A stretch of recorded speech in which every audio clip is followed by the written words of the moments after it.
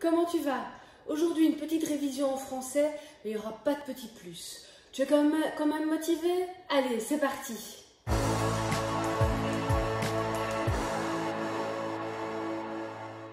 Aujourd'hui, on va revoir une règle orthographique sur les homophones grammaticaux. Les homophones, ce sont des mots qui se prononcent de la même façon mais qui ne veulent pas dire la même chose. Je te propose de prendre la feuille avec les exercices que je t'ai transmis dans le dossier. C'est parti pour le premier exercice. On va maintenant voir la différence entre le mot on, on et le mot on, ont. Attention, souvent quand tu écris, je remarque que tu écris le mot on avec un S. Ça n'existe pas. ONS, c'est la terminaison des verbes conjugués avec nous.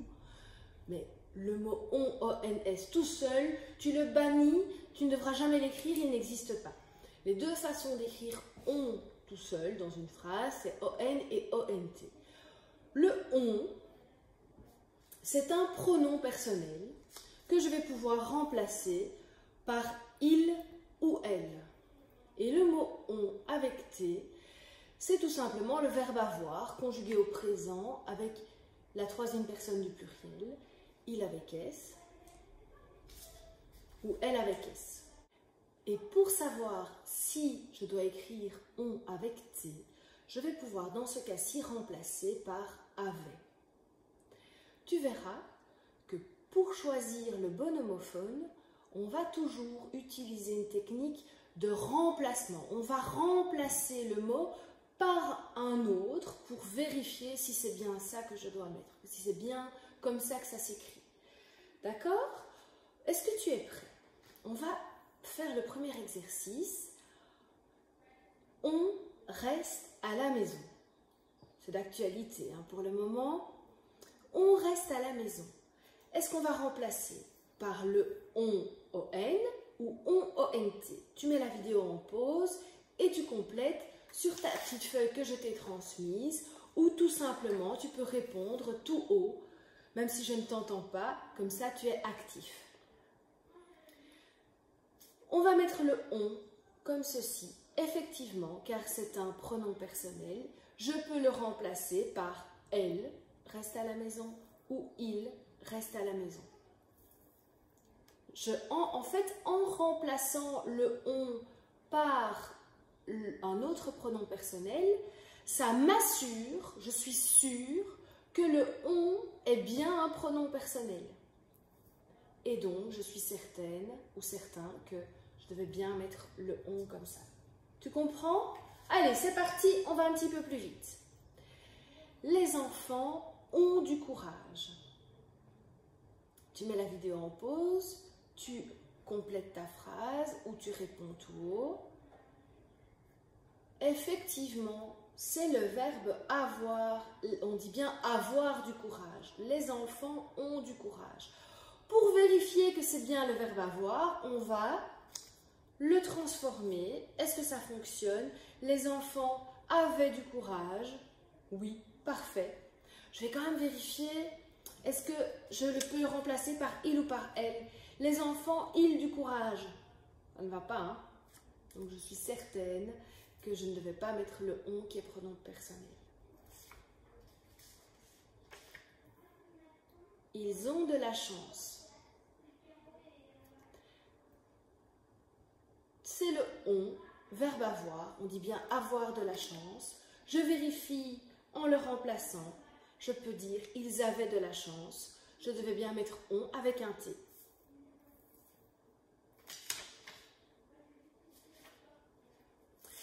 Et la dernière phrase, si on ne range pas les jouets, on risque de perdre des pièces. Tu mets la vidéo en pause. On se retrouve. C'est le on santé, c'est bien le pronom personnel. Si on ne range pas les jouets, on risque de perdre, c'est à nouveau le on santé. On va vérifier, est-ce que je pouvais remplacer par il ou elle? Si il ne range pas les jouets, elle risque de perdre des pièces. Ça fonctionne, c'était bien ce on-là que je devais.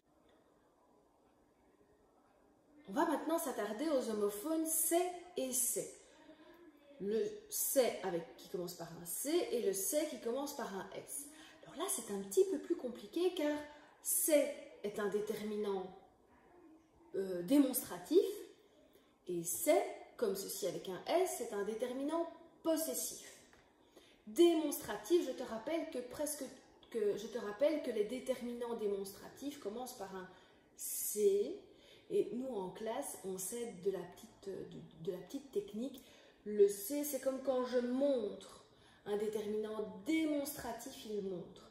Par contre, le C avec un S, c'est un déterminant possessif, ça dit à qui ça appartient. Ce sont ses chaussures à lui. Et c'est d'ailleurs comme ça que je vais savoir lequel je dois mettre. Quand je vais utiliser le déterminant possessif c'est, SES, je pourrais dire que c'est à lui ou à elle. Et quand je vais utiliser le déterminant démonstratif c'est, donc qui commence par un C, je pourrais dire celle-là ou ceux-là que je montre. Oui? Allons-y. Ces bananes ne sont pas mûres. Tu mets la vidéo en pause et on se retrouve. Eh bien, on va plutôt utiliser le C, le déterminant démonstratif. Ces bananes, sous-entendu, ces bananes-là ne sont pas mûres.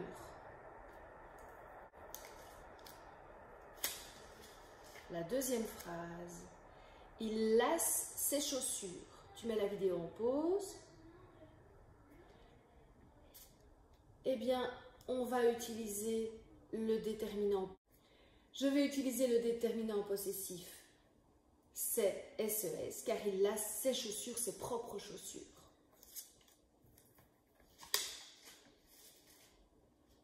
La phrase suivante. La canne et ses canetons ne sont jamais très loin l'un de l'autre. J'utilise le déterminant possessif c'est, car c'est ses canetons à elle.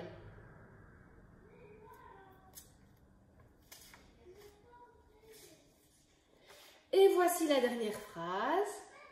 Que pensez-vous de ces idées? Alors là, tout va dépendre du contexte. Dans ta feuille, tu as vu que j'avais commencé par Paul s'est exprimé. Que pensez-vous de ces idées? Comme ce sont les idées de Paul, je vais utiliser le S. Ce sont ses idées à lui. On va maintenant voir la différence entre les homophones son et son. Son, S-O-N, et son, S-O-N-T. Alors, dans ce cas-ci, le son qui est ici, ça va être le déterminant possessif, encore une fois, qui dit que ça appartient à quelqu'un. Comme c'est un déterminant, je vais pouvoir le remplacer par un autre déterminant. Par un autre déterminant possessif, comme mon par exemple. Je pourrais aussi le remplacer par le. Attention, le son, dans le cas où je veux parler de quelque chose que j'entends, ça va s'écrire comme ça aussi. D'accord? Donc là, tu devras faire attention au contexte de la phrase. Et le son, S-O-N-T, c'est le verbe être, ou conjugué au présent et à la troisième personne du pluriel. Donc comme c'est un verbe, je vais pouvoir le remplacer par un verbe aussi. Dans ce cas-ci, je vais le remplacer par était. Tu es prêt pour des petits exercices? Mes jouets sont bien rangés. Tu mets la vidéo en pause et on se retrouve. Je vais utiliser le son, S-O-N-T, car on dit bien que les jouets étaient bien rangés. Je peux remplacer par le verbe son par était. Mes jouets étaient bien rangés, ça fonctionne. Donc c'est bien, je dois bien compléter cette phrase par le verbe être et pas par un déterminant. Il n'a pas encore terminé son puzzle. Effectivement, c'est le déterminant son. Il n'a pas encore terminé son puzzle. Je vérifie que c'est bien le déterminant en le remplaçant par un autre déterminant. Il n'a pas encore terminé mon puzzle ou il n'a pas encore terminé le puzzle. Une autre phrase. Qui n'a pas fini son repas? Tu mets la vidéo en pause, on se retrouve. C'est effectivement le son S-O-N. Ce n'est pas le verbe être. Je vais vérifier en remplaçant par un autre déterminant. Qui n'a pas fini le repas? Qui n'a pas fini mon repas? Ça fonctionne, c'était bien un déterminant qui devait remplacer, qui devait venir à cet endroit-là dans la phrase. Allez, une dernière phrase pour la route. Où sont les cordes à sauter? Tu mets la vidéo en pause. C'est bien le verbe être. Où sont les cordes à sauter? Je peux remplacer par le verbe être à l'imparfait. Où étaient les cordes à sauter? Ça fonctionne. C'était bien le verbe être qui devait être à cet endroit-là dans la phrase. On va maintenant voir la différence entre les homophones a et a. Alors le a, tout seul, comme ça, c'est le verbe avoir, conjugué à la troisième personne du singulier, il a, elle a. A avec un S, ça sera à nouveau le verbe avoir, qui sera conjugué cette fois à la deuxième personne du singulier, avec tu. Tu te souviens, avec tu, la terminaison des verbes, c'est toujours un S ou un X. Oui? Et le a, c'est une préposition. En général, le a, avec accent, on va souvent le mettre avant un nom de lieu. Alors, le a, premier a, vu que c'est le verbe avoir, je vais pouvoir le remplacer par un verbe avoir conjugué autrement, par avait par exemple. Le a conjugué avec tu, vu que c'est aussi le verbe avoir, je vais aussi le remplacer par le verbe avoir. Et le a avec accent, je ne pourrai pas le remplacer par le verbe avoir. Tu es prêt? C'est parti. Il n'y a plus de savon. C'est parti pour la réponse. Je mets le a sans accent et sans S. Il n'y a plus de savon. Je peux remplacer par il n'y avait plus de savon. C'est bien le verbe avoir. Et comme le sujet est il, je ne dois pas mettre de S. La phrase suivante. Le bus est arrivé à l'heure. Voici la réponse. C'est un A avec accent. Ce n'est pas du tout un verbe avoir à cet endroit-là. Vérifions en le transformant. Le bus est arrivé avec l'heure. Ça ne va pas. Ce n'est donc pas le verbe avoir. C'est bien le A qui est préposition. Alors, est-ce que tu as compris l'exercice? Qu'est-ce que tu dis? C'est A avec S. Tu as compris l'exercice. Je remplace par le verbe avoir conjugué à l'imparfait pour vérifier. Tu avais compris l'exercice. C'est bien ça. Et je mets bien un S car c'est conjugué avec la deuxième personne du singulier. Ma sœur a perdu son doudou. Tu dis que c'est un A comme ceci. Effectivement, ma sœur a perdu son doudou. A, c'est bien le verbe avoir. Je remplace par avait. Ma sœur avait perdu son doudou. Étant donné, rappelle-toi de la pronominalisation, étant donné que ma sœur, je peux le remplacer par elle. Je sais qu'avec elle, je ne mets pas de S au bout du verbe avoir, conjugué au présent. Allez, la dernière phrase. À l'école, il y a 103 enfants. Qu'est-ce que tu vas mettre? On va mettre un A avec accent. À l'école, je ne peux pas remplacer par avait l'école, ça ne va pas. Et il y a 103 enfants. On met un A sans accent, sans S. Il y a 103 enfants. Vérifions. Il y avait 103 enfants. Je peux le remplacer par le verbe avoir. Et c'est bien conjugué à la troisième personne du singulier. Les deux façons d'écrire la et la avec accent. Le la sans accent, ça va être le déterminant article. Donc, comme c'est un déterminant, je vais pouvoir le remplacer par un autre déterminant, comme une par exemple. Et la avec accent, ce n'est pas un déterminant, c'est aussi une préposition. Et je vais pouvoir rajouter à ce moment ou à cet endroit. Le là avec accent, c'est pour préciser que c'est là, à cet endroit-là que je veux. Ou là, à ce moment-là. Ça va? C'est parti. Pose les cartes là, sur le coin de la table. Tu mets la vidéo en pause et on se retrouve. Pose les cartes là avec accent, car je veux dire pose les cartes là à cet endroit, sur le coin de la table. Là, c'est bien le déterminant, là, que je peux remplacer par un autre déterminant, une sur le coin d'une table.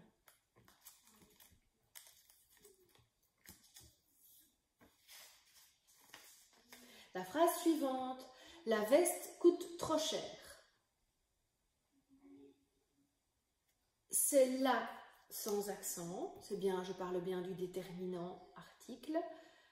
La veste coûte trop cher, je peux remplacer par un autre déterminant, une veste coûte trop cher. Essaye un peu de remplacer par un autre déterminant. Cette veste, par exemple. Remets-la en place. Dans ce cas-ci, alors là, c'était un petit piège. Remets-la en place. Effectivement, je vais écrire là, L-A, sans accent. Si tu as mis un A avec accent, en te disant remets-la à cet endroit en place, ce n'était pas correct, mais tu as sans doute essayé de remplacer par un autre déterminant et ça n'allait pas. Remets une en place, ça ne va pas. Eh bien, en effet, dans ce cas-ci, le là est un pronom. Rappelle-toi, le pronom, c'est pour mettre à la place d'un nom. Tu te souviens? Eh bien, remets-la en place, c'est pour parler de la veste. La veste coûte trop cher, remets la veste en place. C'est sous-entendu, remets la veste en place. Elle était là, sur la chaise. On met la vidéo en pause et on y va. Elle était là, sous-entendu, elle était là à cet endroit, sur la chaise, c'est bien le déterminant de chaise. Vérifions en remplaçant par un autre déterminant. Elle était là sur une chaise, ça fonctionne.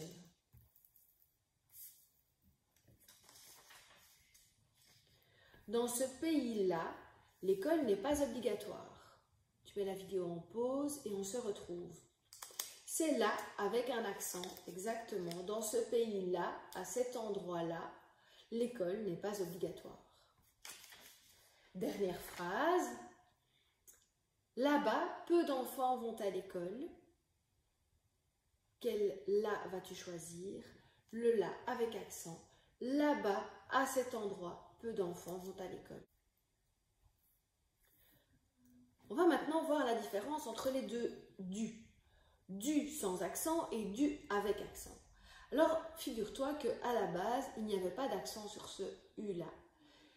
Et on l'a remplacé justement pour ne plus faire l'erreur, pour ne plus se tromper entre ce du-là, qui va être la contraction de le, qui ne se dit pas du tout. Hein. Je ne vais pas dire je mange de le chocolat, non, on va dire je mange du chocolat. Et le du avec accent, c'est quand je parle du verbe devoir. J'ai dû arrêter de manger du chocolat. Allons-y. Tu manges du chocolat. Ben voilà, justement. Hein. Tu manges du chocolat. Du, c'est un déterminant. Je peux dire tu manges. Nous avons dû modifier notre trajet. Tu mets la vidéo en pause, tu complètes la phrase et on se retrouve. Effectivement, c'est le dû avec un accent circonflexe. Nous avons dû modifier notre trajet. Je ne peux pas le remplacer par un déterminant. Et c'est effectivement bien le verbe devoir. Devoir modifier notre trajet. Il a dû tailler ses crayons. C'est dû avec un accent, tout à fait. car je peux dire devoir tailler ses crayons et je ne peux pas remplacer du par le. Ça vient bien du verbe devoir. La dernière phrase, si j'ai encore du temps, je lirai une histoire. C'est le du que je vais pouvoir remplacer par un déterminant. Si j'ai encore le temps, je lirai une histoire. Ce n'est donc pas le verbe devoir dans ce cas-là. Et on termine par une erreur que je rencontre souvent quand tu écris des joggings d'écriture, c'est la différence entre le « et le « est ». Alors tu vas me dire, ouais, on entend bien la différence entre le « et le « est ». Ça dépend de la façon dont tu prononces et ça dépend des accents. En fonction de ton accent, il est possible que juste en le prononçant, tu n'entendes pas la différence entre le « et » qui veut dire « et aussi » et le « est » qui est le verbe « être » conjugué à la troisième personne du singulier au présent. Et donc, tu commences à avoir l'habitude.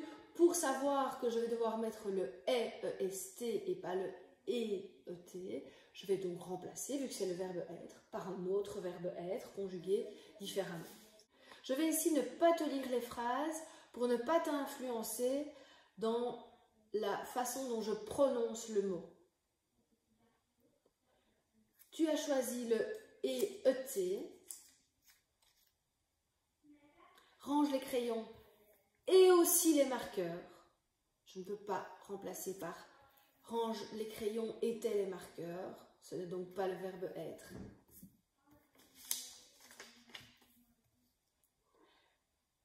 La poule. Ah, tu vois, j'allais te lire la phrase, je ne peux pas. La poule est un oiseau qui ne vole pas très bien. C'est le « est » E-S-T. Je vais pouvoir remplacer par le verbe être à l'imparfait. La poule était un oiseau qui ne, alors là du coup, qui ne volait pas bien pour faire la concordance des temps. Donc c'est bien le verbe être. Si le temps est pluvieux, nous prendrons nos parapluies.